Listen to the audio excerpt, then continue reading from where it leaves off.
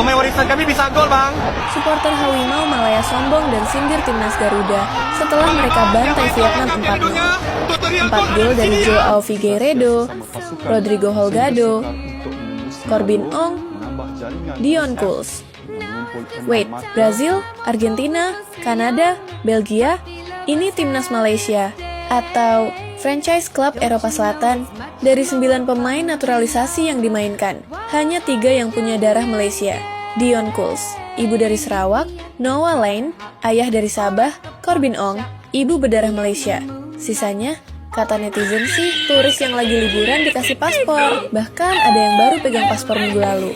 Cepet amat ya, kayak beli paket data. Kalau kita, beda prinsip. Mostly pemain kita punya garis darah Indonesia.